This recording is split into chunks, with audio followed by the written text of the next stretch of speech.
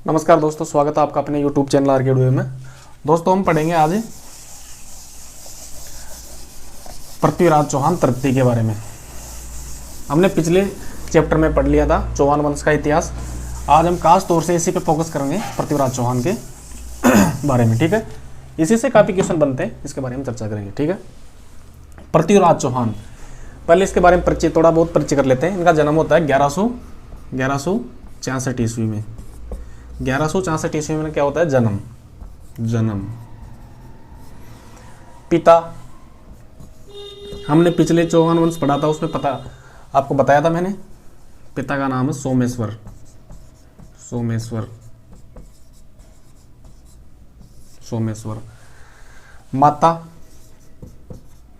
माता कपूरी देवी। ठीक है, अब सारा जो इसका इतिहास है पृथ्वीराज चौहान का माता के ऊपर है, क्योंकि पहले इनके माता जी के बारे में जान लेते हैं। ये दिल्ली की राजकुमारी है, दिल्ली की राजकुमारी।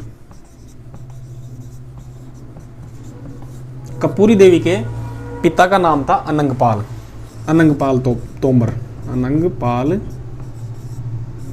तोमर। ठीक है, ये इसलिए खास है क्योंकि सारा का सारा पृथ्वीराज चौहान का इतिहास ही यहां से स्टार्ट होता है, दिल्ली से। ठीक है, अब क्या होता है, अनंगपाल तोमर जो दिल्ली के राजा थे तत्कालीन उस समय के, इनके कोई संतान नहीं थी। यानी कि ये पृथ्वीराज चौहान सोमेश्वर के राजगद्दी पे आसीन नहीं हुए थे, अपनी नाना के क्या गए थे? गोद गए हुए थे। ये गोद ले लिया किसने? अनंगपाल तोमर ने। अनंगपाल तोमर की मृत्यु हो जाती है 1177 में। कब हो जाती है? 1177 में। 1177 में अनंगपाल तोमर की मृत्यु हो जाती है। तो इसने क्या किया, अपनी जो लड़की थी कपूरी देवी, उसका लड़का पृथ्वीराज चौहान, उसको गोद लेके गद्दी पे बिठा दिया गया। कब? 1177 ईस्वी में। ठीक है, 1177 ईस्वी में गद्दी बिठा दिया गया। तो मात्र उस टाइम पे पृथ्वीराज चौहान की उम्र थी 11 वर्ष, क्योंकि हम देख रहे हैं 1166 से 1177 के बीच में जो डिफरेंट है वो है मात्र 11 साल का। 11 साल का डिफरेंट, तो मात्र 11 साल की उम्र में ही पृथ्वीराज चौहान को क्या बना दिया जाता है? दिल्ली का राजा नियुक्त किया जाता है। चूंकि वह उस टाइम पे उम्र मैच्योर नहीं थी, नाबालिग थे, तो मात्र 1177 ईस्वी में क्या बन गए राजा?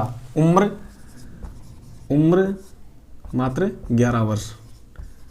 अब आपने देखा होगा, जब भी कोई राजा मैच्योर नहीं होता है या कम उम्र की होती है, तो उसकी संरक्षिका या शासन चलाने वाला कोई ना कोई होता है। जैसे हमने मध्यकालीन भारत में पढ़ा है, जितने भी राजा हुए थे नाबालिग, वो किसी न किसी अंग्रेज अधिकारी के शासन उसमें देखरेख में ही शासन किया करते थे। तो संरक्षिका कौन थी? माँ बनी। माँ कौन? कपूरी देवी। अब सीधी सी बात है, ननियाल में जाके अगर आप शासन करोगे तो किसकी चलेगी? माँ की चलेगी ना वहाँ पे तो, क्योंकि सारा का सारा देख रेख किसकी नज़र में हो रहा था? शासन प्रशासन की देख रेख कौन कर रही थी? कि माँ। ठीक है, अब बात कर लेते हैं हम इनके उपनाम और उपाधि के बारे में। ठीक है, पृथ्वीराज चौहान की जो उपनाम है वो 2-3 उपनाम जाने जाते हैं। पहला आपको बता देता हूँ मैं। ठीक है, एक है राई पिथोरा।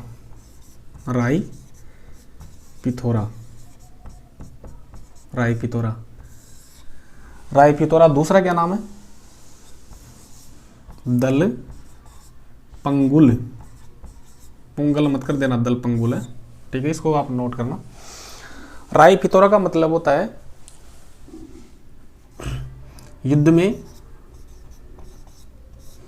पीठ नहीं दिखाने वाला। ठीक है, नहीं दिखाने वाला। ये कोई खास नहीं है, इसको ऐसे ही इसका अर्थ साफ दिखकर पता कर सकते हैं, राय पिथौरा। और राय पिथौरा के बारे में आगे और बताऊंगा इसी वीडियो में। राय पिथौरा नाम से एक गढ़ बनाया था दिल्ली के पास में, किसने? पृथ्वीराज चौहान ने। ठीक है, पिथौरागढ़। दलपंगुल। देखो इस उपाधि में आपको बहुत ज्यादा कंफ्यूजन होते हैं एग्जाम में, ऐसी दो उपाधियां हैं, ठीक है। एक है दलथम्बन, दलथम्बन,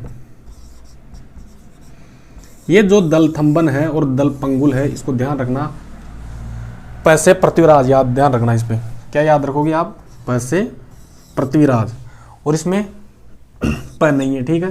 तो यह है किसकी है, गज सिंह की, गज सिंह की उपाधि है। गज सिंह कहाँ के थे, बीकानेर के। दलथम्बन जो गज सिंह की उपाधि है, दलथम्बन दलपुंगल के बाद पंगुल की बात करेंगे तो ये पृथ्वीराज चौहान की उपाधि है, ठीक है। दो आप उपाधि इसमें मोस्टली याद रख लेना पृथ्वीराज चौहान के बारे में। अब इसके बाद सबसे बात आती है मुख्यमंत्री व सेनापति के बारे में, ठीक है। मुख्यमंत्री व सेनापति के बारे में, इसको मैं साफ कर लेता हूं।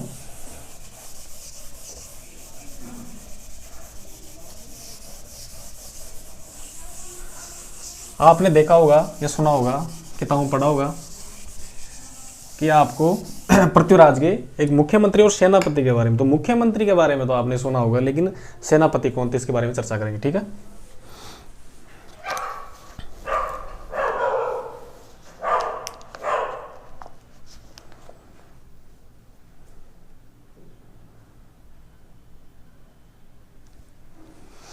मुख्यमंत्री, सबसे पहले बात करेंगे मुख्यमंत्री की, ठीक है।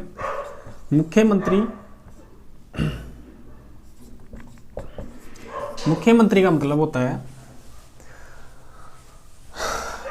या दीवान भी कह सकते हैं इसको, यह मुख्य जो राज कार्य था वो सर्व मतलब जो प्रशासनिक कार्य देखता था, वो सारा का सारा काम मुख्यमंत्री, उस टाइम पर राजा के जो दरबार में मोस्टली जो प्रधानमंत्री या मुख्यमंत्री होते थे उनका काम यही था, ठीक है।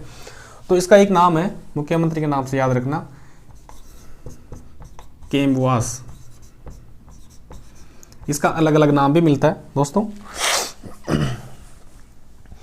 कैलाश है, कदमवास है, कैलाश भी मिल जाता है, कैलाश। इसको आप बिल्कुल जरूर नोट करना क्योंकि इंपॉर्टेंट है, मुख्यमंत्री के बारे में क्वेश्चन पूछा हुआ है। कैलाश है, कदमवास है, कदमवास है, ठीक है।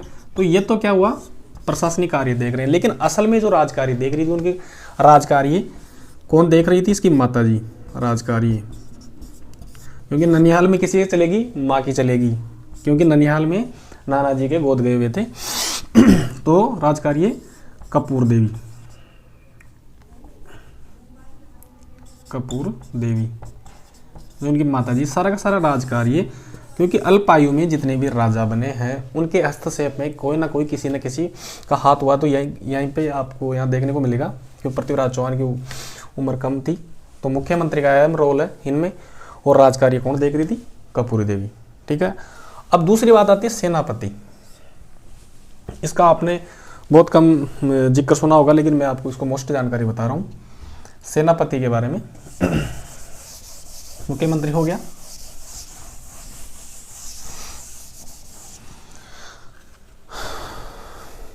सेनापति, ठीक है, सेनापति यानी कि आर्मी चीफ। इसकी बात करते हैं, इसका नाम था भुवनमल, भुवनमल, भुवनमल बहुत अच्छा सेनापति था। इसके बारे में एक कहावत है भुवनमल के बारे में, क्या कहावत है कि जैसे नागराज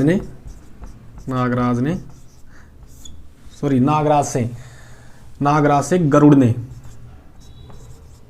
ने भगवान राम की वो लक्ष्मण की जैसे सुरक्षा की थी या रक्षा की थी, उसी तरह भुवनमल ने सेनापति के रहते हुए अपने राजा पृथ्वीराज चौहान की बिल्कुल ही अल्पायु में इतनी ऐसे सुरक्षा की थी जैसे गरुड़ ने नागराज से भगवान राम और लक्ष्मण की सुरक्षा की थी, ठीक है। अब इसके बाद में हम पता करेंगे, जैसे ही मान लो कोई राजा बनता है तो उसको जाहिर सी बात है साम्राज्यवाद विस्तार की नीति या फिर अपने आसपास के जितने भी राजा उनसे युद्ध लड़ने की नौबत तो आती है, ठीक है। इसके बाद में दो इसमें मोस्टली आते हैं, नागार्जुन और भंडारक का नाम आता है पृथ्वीराज के इतिहास में। नागार्जुन हम पता करेंगे नागार्जुन भंडारक कौन कौन थे, ठीक है। नागार्जुन और भंडारक, नागार्जुन सबसे पहले नागार्जुन को का बात करते हैं हम।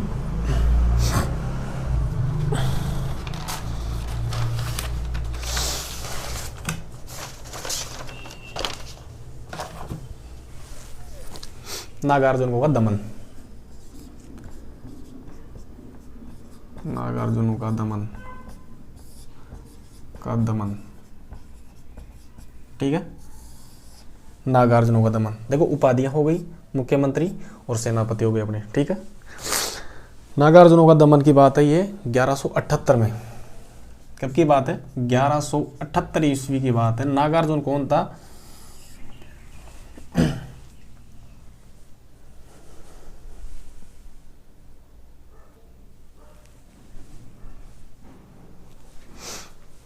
नागार्जुन विग्रहराज चतुर्थ का पुत्र था।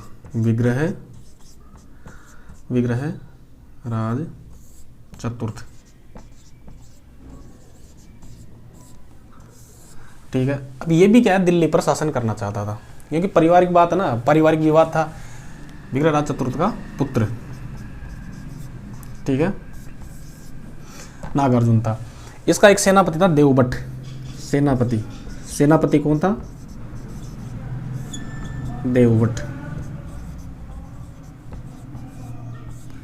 देवभट्ट को भुवनमल ने क्या कर दिया? मार दिया। भुवनमल कौन था? भुवनमल किसका सेनापति था? पृथ्वीराज चौहान का सेनापति था, ठीक है। पृथ्वीराज चौहान का सेनापति था। देवभट्ट किसका सेनापति था? नागार्जुन, जो किसका पुत्र था? विग्रहराज चतुर्थ का पुत्र था। क्लियर। इसके साथ एक पृथ्वीराज चौहान का चाचा था अमरगंगे भी आता है, अमरागंगे, ठीक है। ये भी किसके साथ था? नागार्जुन के साथ था। तो क्या होता है इसमें? देवभट्ट जो इसका सेनापति है मारा जाता है, किसके द्वारा? भुवन के मल के साथ। और 1178 में ये युद्ध होता है इनके बीच में, और जीत किसकी होती है? पृथ्वीराज चौहान की, ठीक है। पृथ्वीराज चौहान की जीत इस युद्ध में होती है। अब चूंकि नागार्जुन का जो इसके दुश्मन थे वो भी दिल्ली पर शासन करना चाहता था, उसका पारिवारिक सदस्य था, विग्रहराज चतुर्थ का पुत्र था, ठीक है। अगला होता है बंडानकों का दमन। एक सवाल आता है कि बंडानकों का दमन ये आपने देखा होगा का दमन। अब ये बंडानक कौन थे? बंडानक एक जाति थी। जाति कहाँ पे थी? ये रहती थी हिसार गुड़गांव के आसपास। हिसार गुड़गांव के आसपास रहती थी बंडानक। और कभी कभी इसका ये भी आता है सतलज प्रदेश, क्योंकि सही बात है, सतलज प्रदेश, सतलज नदी के आसपास का जो क्षेत्र है वो यही है, ठीक है। तो बंडानकों का दमन ये होता है 1182 की बात है। ये 1182 की बात है। कब की बात है? 1182 की बात है। 1182 की बात है। बंडानक जाति का जो उल्लेख मिलता है, एक क्वेश्चन बनता है, आप इसको नोट करना। बंडानक जाति का जो उल्लेख मिलता है अपने को सर्वप्रथम किसमें मिलता है? स्कंद पुराण में। स्कंद पुराण में भी क्या होता है? इसका उल्लेख मिलता है।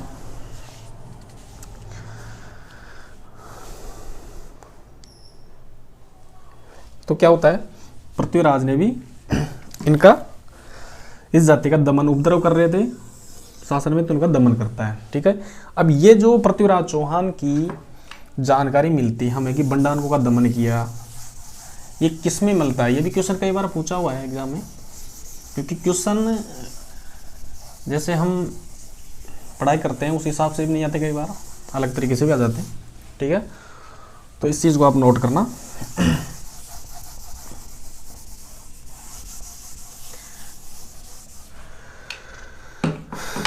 दमन पृथ्वीराज चौहान ने कर दिया, तो नागार्जुन और बंडानकों का दोनों का दमन हो जाता है, ठीक है।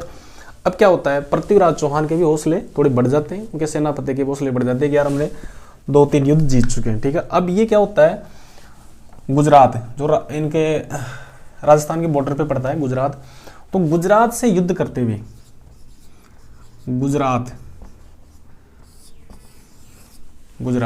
गुजरात से युद्ध का छोटी मोटी लड़ाई थी, कोई खास बात नहीं थी वहाँ पे, मतलब कोई खास उसका वो नहीं है कि कौन सा युद्ध है। बाकी वहाँ से सेना लौट रही थी किसकी, पृथ्वीराज चौहान की।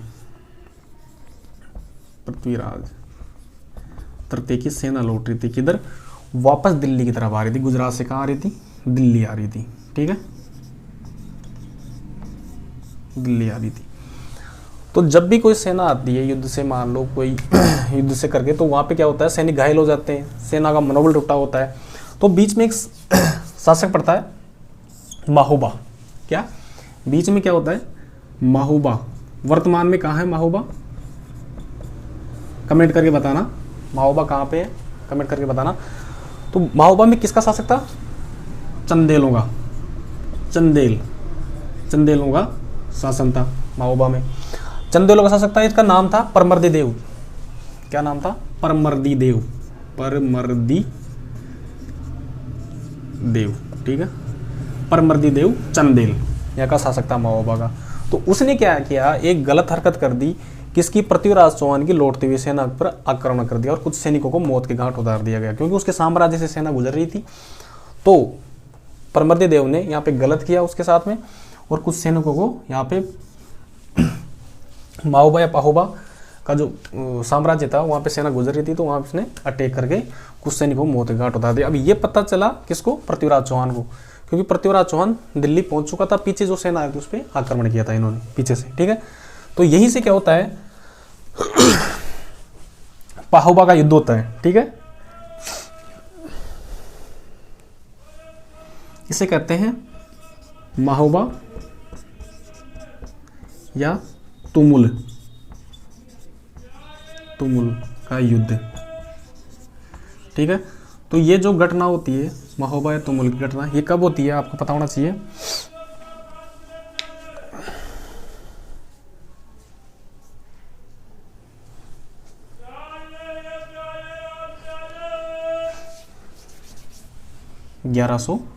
ईस्वी में। ठीक है, अब 1182 में जो घटना होती है महोबा तुमुल की, तो उसका तत्कालीन कारण या मोस्टली कारण ये था, गुजरात से सेना लौट रही थी दिल्ली की तरफ, यानी कि अपने साम्राज्य में लौट रही थी पृथ्वीराज चौहान की सेना। तो बीच में अटैक करता है महोबा का शासक परमर्दी देव चौहान ने, कुछ सैनिकों को मार देता है। तो जो युद्ध होता है महोबा या तुमुल का युद्ध कहते हैं उसको, 1182 में। डेट भी मतलब सन भी आपको याद रखना पड़ेगा मोस्टली है। ठीक है,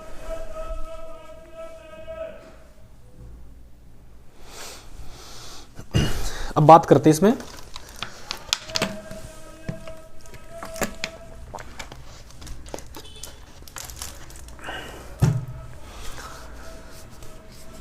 महोबा का साम्राज्य उस टाइम पे स्थिति ठीक नहीं थी, क्योंकि लेकिन फिर भी उसने जो हरकत की थी परमर्दी देव चौहान ने, तो उसका तो परिणाम क्या था, युद्ध होना ही था। तो हम इसको ढंग से पढ़ लेते हैं, इसमें बहुत इंटरेस्टेड, इसमें काफी क्वेश्चन बनते हैं इस युद्ध में, महोबा या तुमुल का युद्ध में। महोबा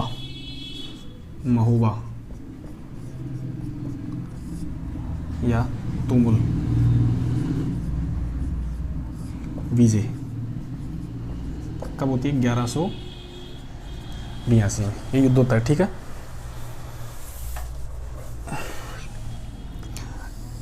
यहाँ पे इसका शासक कौन होता है महोबा का, परमर्दी देव।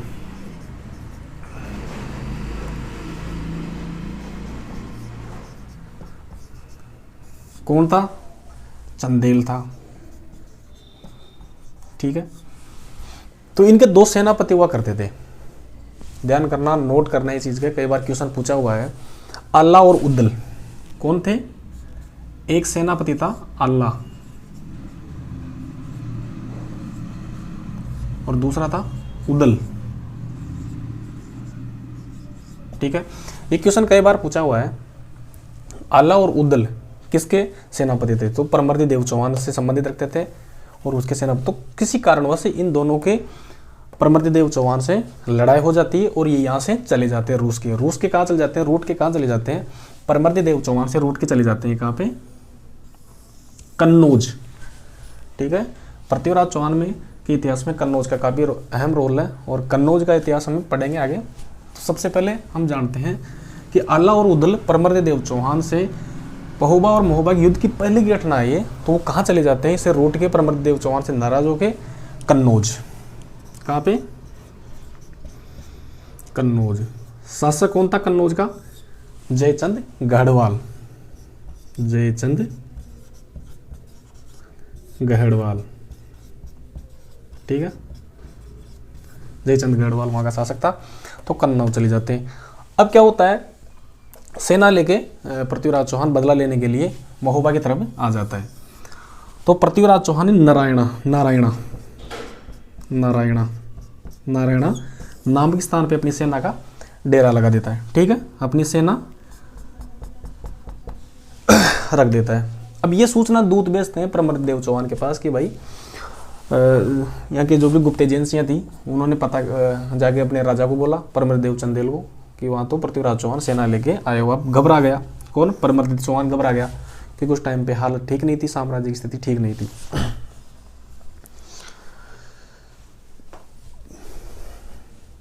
ठीक है, तो इसने क्या किया, एक सामंत था अपना, क्योंकि राजा था तो ये तो लड़ना ही पड़ेगा। पृथ्वीराज चौहान दिल्ली का शासक और ये कहा एक छोटे साम्राज्य में, लेकिन क्या होता है, ये तो लड़ना ही पड़ेगा। तो एक सामंत था, सामंत का नाम मोस्टली आता है इसमें। किसका सामंत था? परमदेव चौहान। परमदेव चौहान का एक सामंत था, कौन था? मलखान सिंह।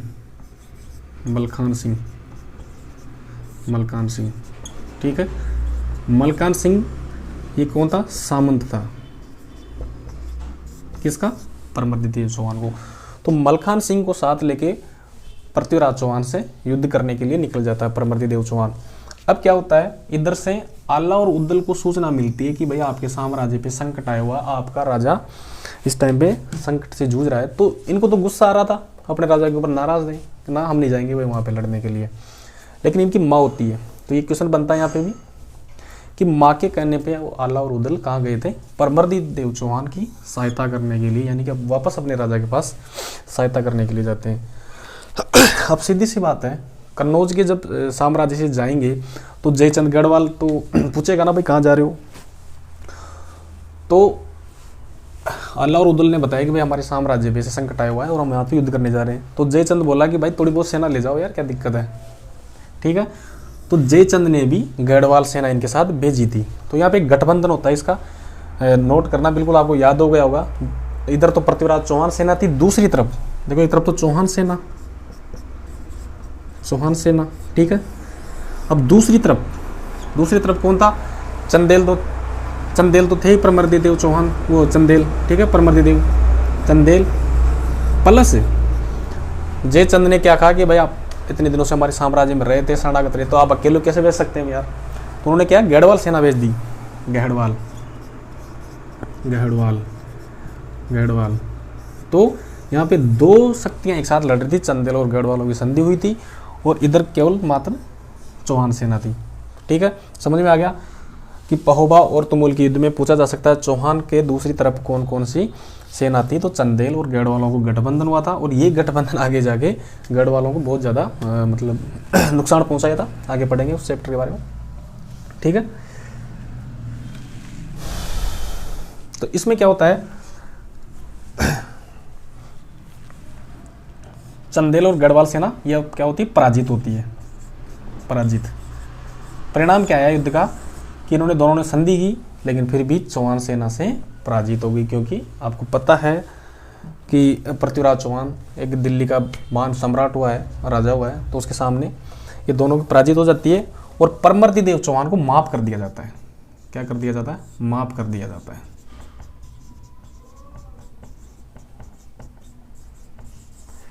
क्या होता है इसमें? परमदेव चौहान को माफ कर दिया जाता है, ठीक है।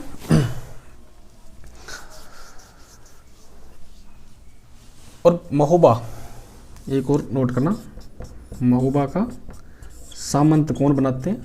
मतलब जो भी हार जाता है तो सामंत बनेगा ना। किसका सामंत बनेगा? पृथ्वीराज चौहान का दिल्ली का सामंत बनेगा। तो सामंत बनाते हैं वो पंजू राय को। पंजू, ये नाम बिल्कुल याद करना आप। पृथ्वीराज चौहान ने पहोबा या महोबा या तुमुल के युद्ध में पराजित करके परमदेव चौहान को माफ कर देता है, लेकिन सामंत या राजा किसको बना देता है? पंजू राय को, ठीक है। दिग्विजय 2 युद्ध हो चुके हैं, प्रमदेव हो चुका। अब पढ़ेंगे नागौर विजय। नागौर विजय, ठीक है। इसको मैं थोड़ा साफ कर देता हूँ।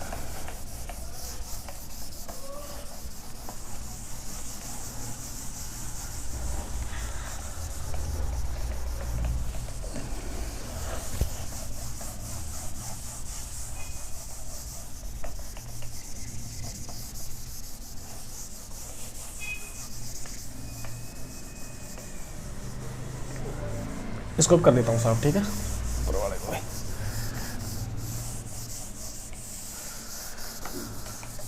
तो हमने देखा 3-4 युद्ध हो चुके हैं पृथ्वीराज चौहान के।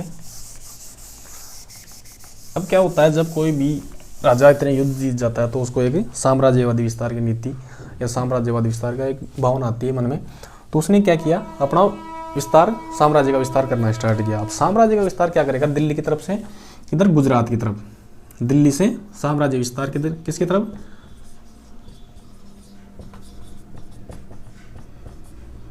साम्राज्य विस्तार दिल्ली। दिल्ली तो वहां पर शासक ही था पृथ्वीराज चौहान का, किसकी तरफ, गुजरात की तरफ। दिल्ली से गुजरात की तरफ अपने साम्राज्य की सीमा बढ़ाना चाह रहा था पृथ्वीराज चौहान। अब वहां पे गुजरात किसका शासक था, भीमदित्य का, भीमदेव द्वितीय, ठीक है। गुजरात में किसका शासक था, भीमदेव द्वितीय।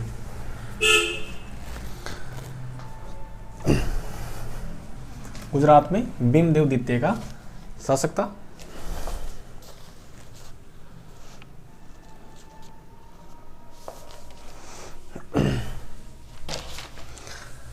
चालुक्य, ये भी याद करना बिल्कुल, चालुक्य, भीमदेव द्वितीय चालुक्य वंश से था। तो इसमें क्या होता है, दोनों के बीच में जो मनमुटाव थी वो क्या थी, दोनों की सीमा एक जगह, यानी कि कारण, युद्ध का कारण, नागौर युद्ध का कारण क्या था, जो भीमदेव द्वितीय गुजरात का शासक था उसकी और साम्राज्य जो मतलब पृथ्वीराज चौहान की क्या सीमाएं एक जगह मिलती थी, क्या सीमाएं, सीमाओं का मिलना, यानी दोनों साम्राज्य की सीमा एक साथ मिलती थी। तो जाहिर सी बात है युद्ध तो होना ही था, साम्राज्यवाद विस्तार नीति में जाहिर सी बात है। तो नागौर का जो युद्ध हुआ था वो हुआ था 1184 में। कब हुआ था, 1184 में। 1184 में नागौर का युद्ध होता है। नागौर के युद्ध में क्या होता है, नागौर के ऊपर पृथ्वीराज चौहान का अधिकार था। नागौर के ऊपर किसका अधिकार था, पृथ्वीराज चौहान का। लेकिन अधिकार कौन करना चाह रहा था, भीमदेव द्वितीय। भीमदेव द्वितीय अधिकार करना चाह रहा था, ठीक है।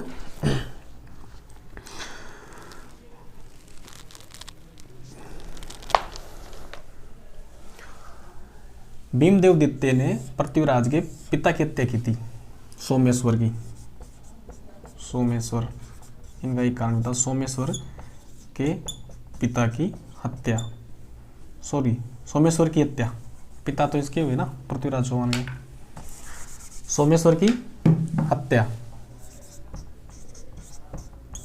ठीक है, एक कारण तो ये था नागौर युद्ध का। और इसने गोरी को भी हराया था, गोरी को हराया। कौन, ये दोनों काम किसने किया, भीमदेव द्वितीय ने, भीमदेव द्वितीय ने, चालुक्य था, ठीक है। तो यानी कि कह सकते हो एक बिल्कुल शक्तिशाली राजा था, ऐसी बात नहीं। तो नागौर जो युद्ध हुआ था उसके बारे में हम चर्चा करेंगे।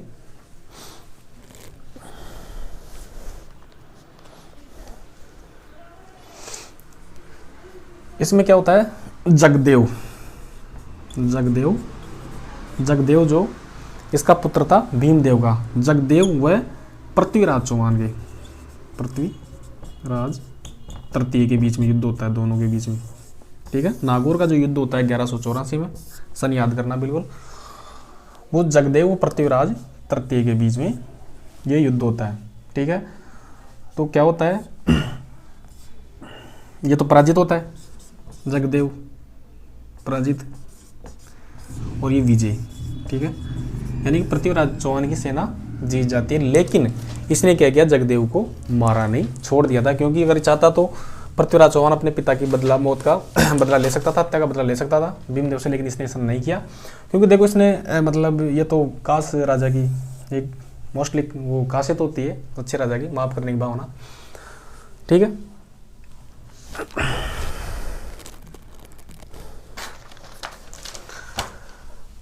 अच्छा, एक और कारण बताया जाता है इसमें भीमदेव द्वितीय और पृथ्वीराज चौहान के बीच में दोनों का युद्ध का, एक राजकुमारी थी।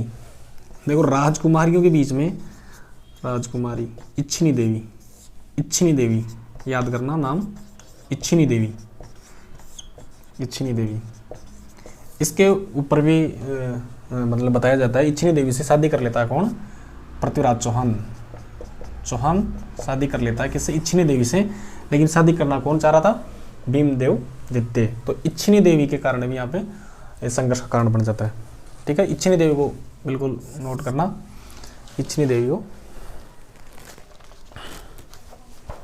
है ना, ये परमार राजकुमारी है, परमार, परमार राजकुमारी,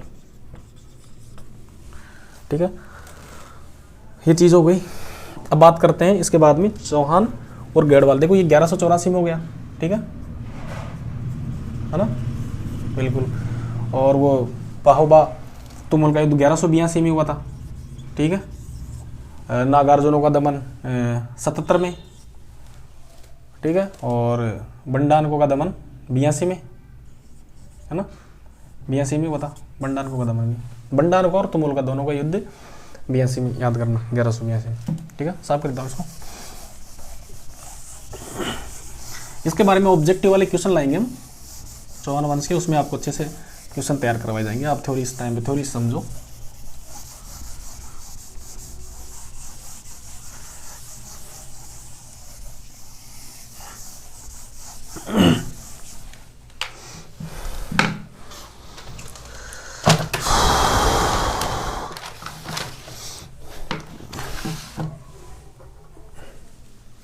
चौहान हुआ, ठीक है, ये हो गया। अब गढ़वाल संघर्ष, चौहान व गढ़वाल संघर्ष, ठीक है। चौहान व गढ़वाल संघर्ष,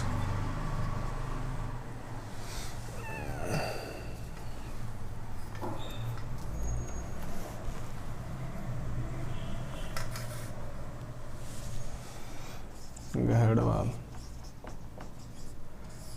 संघर्ष।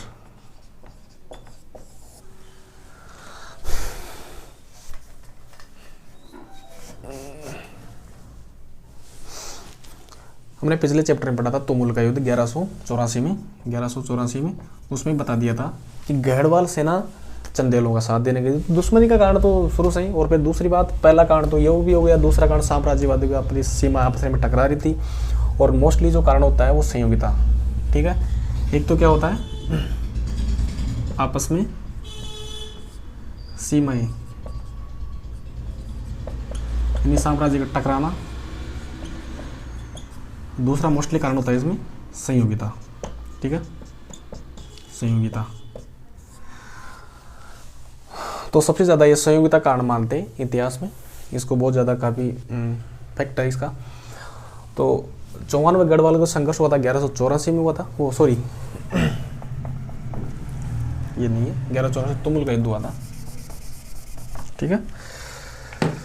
दोनों की सीमाएं मिलना, दोनों को दिल्ली पर अधिकार करने की इच्छा, बिल्कुल ये भी सही है, दिल्ली पर अधिकार करने की इच्छा दोनों की।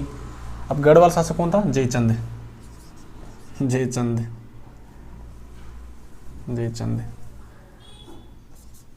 जयचंद गढ़वाल, ठीक है, जयचंद गढ़वाल। तो दोनों का दिल्ली पर, देखो पृथ्वीराज चौहान तो दिल्ली का शासक था ही। तो अब कौन इच्छा कर रहा था दिल्ली के शासन करने की, दिल्ली पर शासन करने की इच्छा, ठीक है। तो ये भी एक कारण बन जाता है। यानी संयुक्तता के बारे में पढ़ेंगे हम। आपस में सीमाएं टकराती थी दोनों साम्राज्य की, और दिल्ली पर शासन करने की इच्छा थी किसकी, जयचंद गढ़वाल की। चौहान तो पृथ्वीराज चौहान तो पहले ही दिल्ली पे शासन कर रहा था। ठीक है, अब बात करते हैं, एक नाम है कांतिमती। कांतिमती, इसको आप नोट करना, कांतिमती। कांतिमती का ही संयोगिता का नाम, संयोगिता, संयोगिता का नाम कांतिमती बताया गया किसमें, सुरजन चरित में।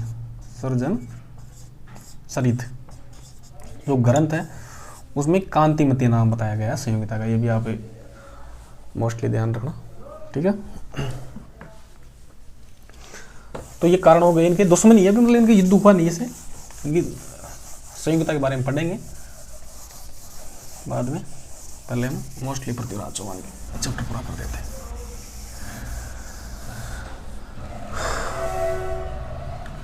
शहाबुद्दीन मोहम्मद गोरी। अब जो मोस्टली जो भारत के इतिहास का जो मतलब एक बहुत बुरा दौर होता है वो पृथ्वीराज चौहान और गोरी के टाइम की युद्ध, त्रायन के युद्ध से ही स्टार्ट होता है। यानी कि कह सकते हैं कि भारत में एक बाहरी जो सत्ता का जो आगमन हुआ था वो यहीं से होता है।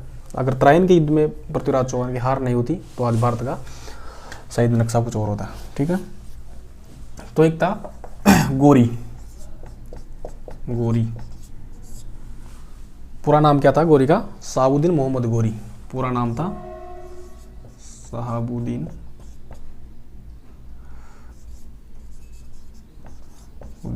मोहम्मद गोरी। कहाँ का था, गजनी का। ठीक है, इसने क्या, खुर्रासान। खुर्रासान कहाँ पड़ता है, खुरासान अफगानिस्तान के पास है। ठीक है, खुरासान को जीत लिया। अब खुरासान को जीतने के बाद गोरी की क्या होती है, भारत को जीतने की या कैसे सिंधु नदी के पुराण उस तरफ के प्रदेशों को जीतने की इच्छा होती है। तो गोरी सबसे पहले भारत में प्रवेश करता है गोमल दर्रे से। याद करना है कि गोमल दर्रा, गोमल दर्रा, गोमल दर्रा, गोमल दर्रे से भारत में प्रवेश करता है। ठीक है, गोमल दर्रे से भारत में प्रवेश करता है, ये ध्यान रखना, गोमल दर्रे से भारत में प्रवेश करता है। पहला आक्रमण, पहला आक्रमण, पहला आक्रमण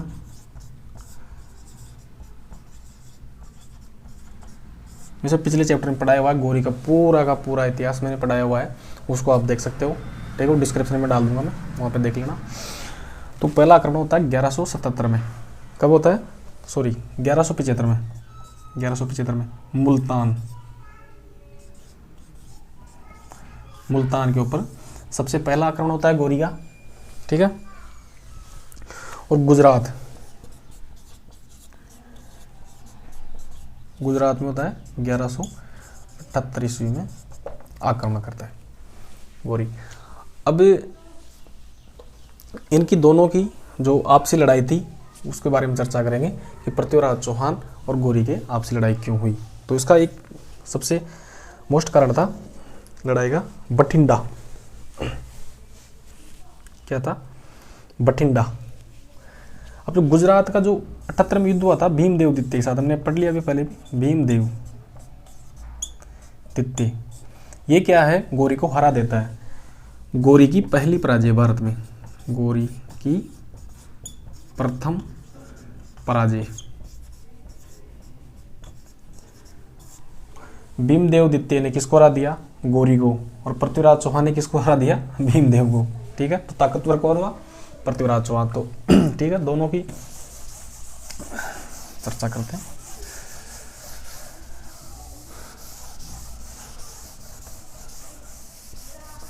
बठिंडा, गोरी क्या करता है, बठिंडा पर अधिकार कर लेता है। अब त्राइन का जो प्रथम युद्ध होता है, त्राइन का प्रथम युद्ध त्रैन का प्रथम युद्ध होता है। त्रैन कहाँ पे है? त्रैन का मैदान कहाँ है वर्तमान में? वर्तमान में कहाँ पे? करनाल। करनाल कहाँ पे है? हरियाणा। हरियाणा करनाल के पास में क्षेत्र रहेगा ना, ठीक है, वहाँ मैदान है। आप इस चीज़ को नोट करना, जितनी भी राष्ट्रीय लड़ाइयाँ, यानी कि राष्ट्रीय लड़ाइयों का मतलब जो दिल्ली पे जो शासन कर रहा था बादशाह, उसके साथ जो भी लड़ाइयाँ हुई है वो सारी की सारी उसी एनसीआर एरिया, मतलब जैसे कि करनाल, पानीपत, हिसार, यानी इसी एरिया में जितनी भी राष्ट्रीय लड़ाइयाँ हुई है पुरानी, आप देख लेना। क्योंकि जो भी कोई बाहरी आक्रमणकारी आया और दिल्ली पे अटैक करने की कोशिश की, सारी की सारी लड़ाई यहाँ पे होती है। और ये सारा हरियाणा पंजाब बॉर्डर पड़ता है, हरियाणा पंजाब में पड़ता है सारा एरिया, ठीक है। क्योंकि जब भी उधर से आती थी सेना, तो दिल्ली के जो शासक थे उनका मानना था कि सेना को वहीं रोक दिया जाए। कहाँ पे? यानी कि दिल्ली से पहले ही रोक दिया जाए, ठीक है। तो ये कहाँ पे पड़ता है? करनाल, हरियाणा के पास त्रैन का प्रथम युद्ध पड़ता है। अब इसके कारण क्या है? कारण पढ़ लेते हैं पहले, त्रैन का कारण युद्ध का। 1182 में गोरी ने किस पे अधिकार कर लेता है? बठिंडा पे। बठिंडा पर अधिकार, ठीक है। सॉरी 82 नहीं, 88 है। 1188 में क्या कर लेता है? गोरी बठिंडा पर अधिकार कर लेता है। ऑलरेडी बठिंडा किसके अधिकार में था? पृथ्वीराज चौहान के अधिकार में था। जब बठिंडा पर अधिकार कर लेता है मोहम्मद गोरी, तो युद्ध तो होना स्वाभाविक था, ठीक है।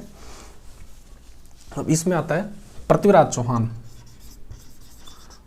पृथ्वीराज चौहान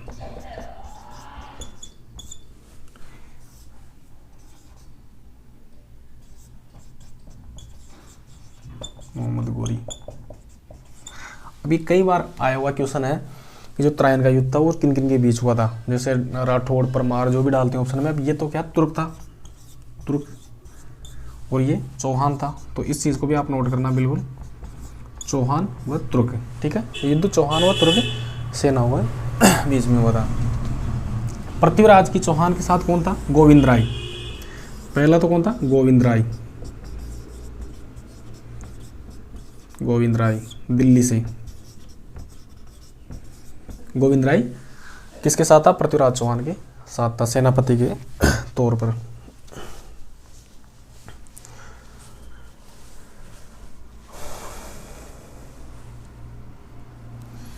ठीक है। और सेनापति, सेनापति,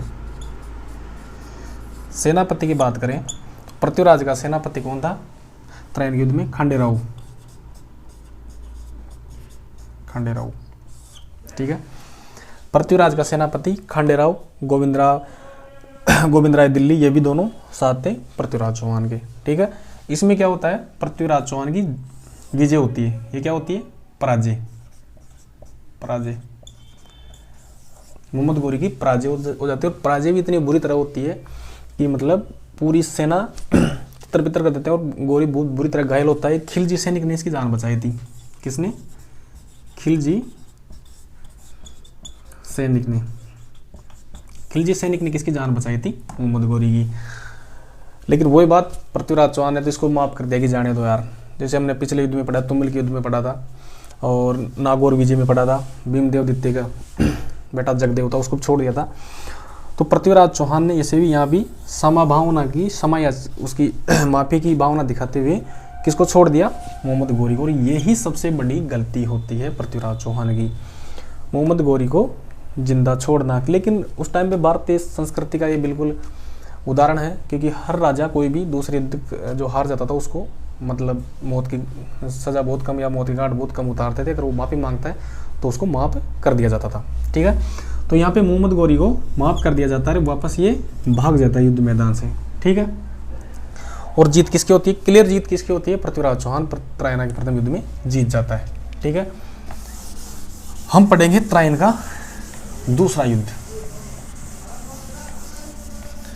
त्रैन का दूसरा युद्ध ठीक 1 साल बाद त्राइन का दूसरा युद्ध होता है। ठीक 1 साल बाद त्राइन का दूसरा युद्ध।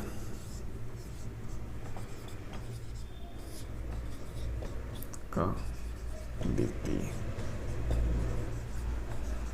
ठीक है। त्राइन का दूसरा युद्ध होता है,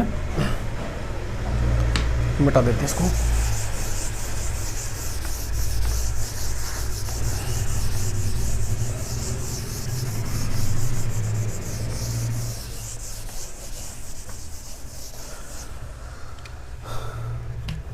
त्राइन का दूसरा युद्ध होता है 1192 में, ठीक है। ठीक 1 साल बाद 1192 में त्राइन का युद्ध होता है दूसरा। तो पृथ्वीराज चौहान की सबसे बड़ी गलती मैंने बताया था ना, त्रायना के प्रथम युद्ध में मोहम्मद गौरी को जिंदा छोड़ना ही पृथ्वीराज चौहान की सबसे बड़ी गलती थी, या फिर उसकी सेना को पूर्णतः नष्ट कर देता। लेकिन उसने क्या किया, ना तो उसको मौत के घाट उतारा और ना ही उसकी सेना को मतलब कुछ हानि पहुंचाई। और जैसे उसकी सेना थी बची कुची मोहम्मद गौरी की, वो अपनी सेना को बचा के ले जाने में सफल हुआ, ठीक है।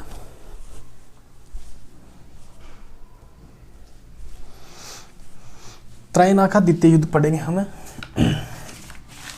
इसके बारे में। 1192 में होता है। अब इसमें क्या होता है, जैसे कोई भी युद्ध जीत जाते हैं ना, तो मतलब उसमें थोड़ा ओवर कॉन्फिडेंस हो जाता है। ओवर कॉन्फिडेंस की वजह से ही पृथ्वीराज चौहान त्रायना के द्वितीय युद्ध में हार जाता है, ठीक है। यानी कि सेना इधर देख लेते हैं पृथ्वीराज चौहान की,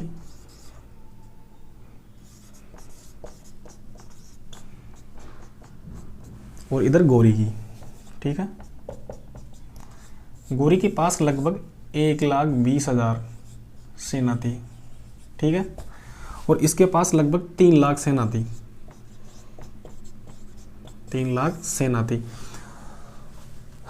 सेना, आप इस चीज को नोट करना, जितने भी युद्ध हुए हैं वो भारत के इतिहास में या तो किसी न किसी छल कपट से जीते गए हैं, या किसी ने राजा के साथी मंत्री सेनापति या किसी ने गद्दारी की है। तो हम भी इस युद्ध में उसकी चर्चा करेंगे, ठीक है। अब इसने क्या किया, 2 दूत भेजे हैं गौरी ने पृथ्वीराज चौहान के पास 2 दूत भेजे। अब ये 2 दूत इतना खतरनाक काम करते हैं त्रायना के द्वितीय युद्ध में, क्योंकि जो भी कोई दूत भेजता है तो उसका मतलब होता है शांति प्रस्ताव। पहला क्या नाम था दूत का, नाम था कयाम उल मुल्क, नाम याद करना, कयाम उल मुल्क, ठीक है। दूसरा था रुकनुद्दीन हमजा, रुकनुद्दीन हमजा। 2 दूत भेजता है किसके पास है, पृथ्वीराज चौहान के पास, कि भाई हम तो युद्ध नहीं करना चाहते, शांति समझौता करना चाहते। तो बिल्कुल ये सेना बिल्कुल बहुत ज़्यादा हतोत्साहित, मतलब वो मतलब खुशी की भावना आती है इसमें कि यार हम तो बिल्कुल युद्ध लड़ने की जरूरत नहीं है। और ऐसे ही मतलब वो तो माफ़ी मांग रहा है पृथ्वीराज चौहान, वो गौरी। तो इन्होंने क्या किया, रात्रि में विश्राम,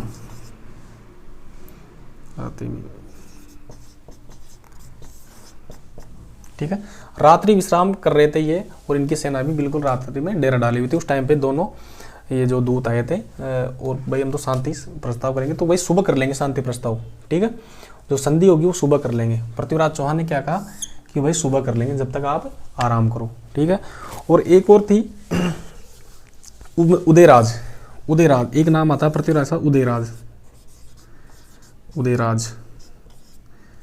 जो सेनापति था, ठीक है। उदयराज सेनापति था किसका, पृथ्वीराज चौहान का। ये समय से नहीं पहुंचा,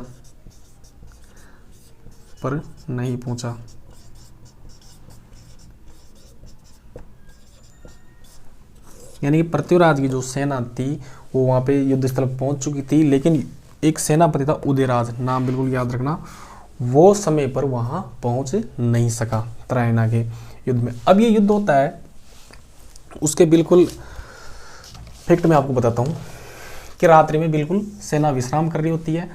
तो रात्रि में सुबह मॉर्निंग में 5 बजे क्या करता है, गौरी की सेना आक्रमण कर देती है पृथ्वीराज की सेना के ऊपर। यानी कि सुबह मॉर्निंग में 5 बजे नित्य क्रिया कर रही होती है सेना, बिल्कुल सो रही है, बिल्कुल तैयारी में नहीं है, घोड़े बंधे हुए, हाथी बंधे हुए, सेना सो रही है बिल्कुल। तो उसी टाइम पे आक्रमण कर देती है तुर्क सेना और उनको सेनाओं को संभलने का मौका ही नहीं मिला। पृथ्वीराज चौहान की जो सेना है उसको संभलने का मौका ही नहीं मिला। और इसमें एक दो गद्दार, देखो भारत के इतिहास में हर युद्ध में आपको कोई ना कोई गद्दार जरूर मिलेगा, ठीक है। तो इसमें भी वही बात है, गद्दार सोमेश्वर प्रताप सिंह, ठीक है। किसने गद्दारी की? पृथ्वीराज के साथ किसने गद्दारी की? गद्दारी किसने की?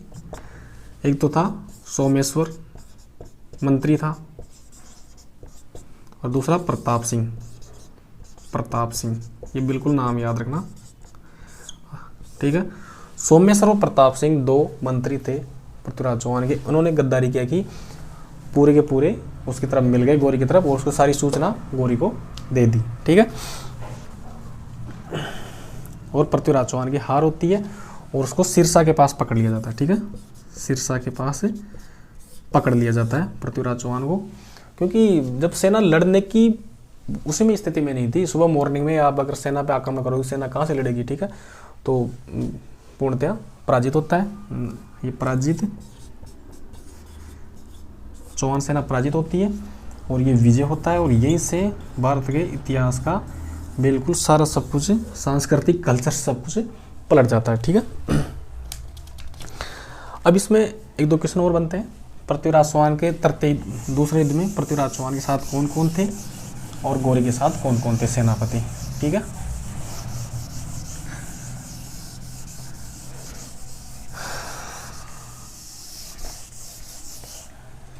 पृथ्वीराज चौहान के साथ थे समर सिंह चौहान, चौहान के साथ, और इधर तुर्क, ठीक है। पहला समर सिंह, समर सिंह जालोर, कहाँ के? जालोर, ठीक है। समर सिंह जालोर। और दिल्ली के गोविंद राय, दिल्ली का गोविंद राय, गोविंद राय, गोविंद राय, ये कहाँ का? दिल्ली का। ये दोनों भी पृथ्वीराज चौहान के साथ युद्ध में थे और ये मारा गया। इसको नोट करना, युद्ध में मारा जाता है गोविंद राय, ठीक है। अब बात आती है, ये तो हो गए इनके साथ, और गौरी के साथ 4 सेनापति थे, ठीक है।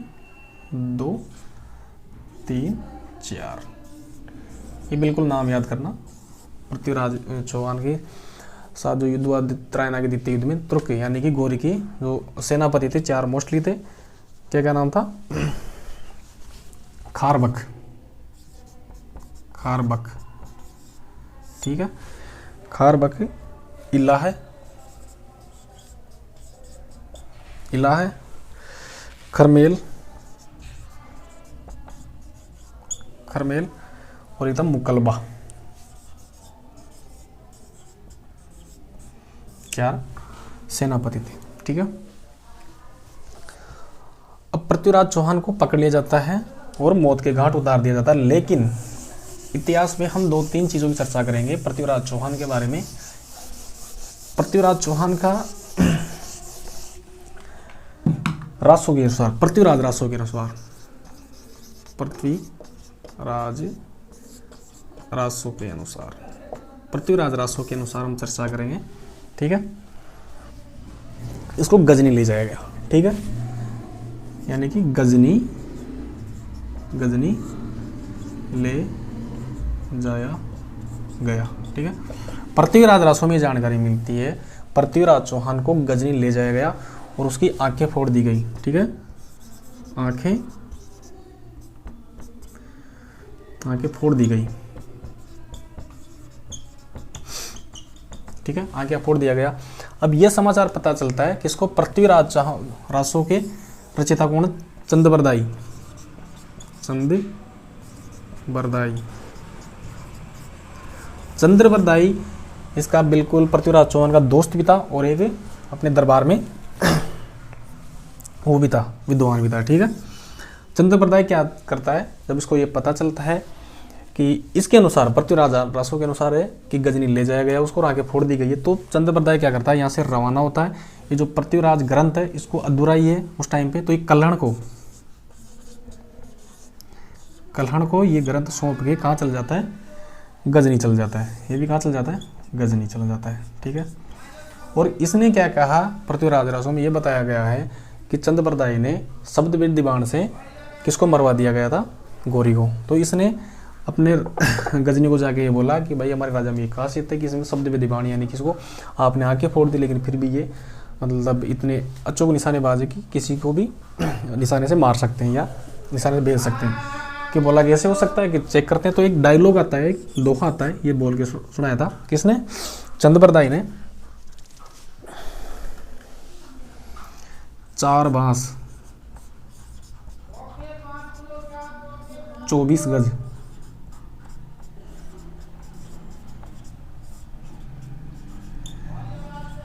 अंगुल अष्ट प्रमाण। ठीक है, ता ऊपर सुल्तान है,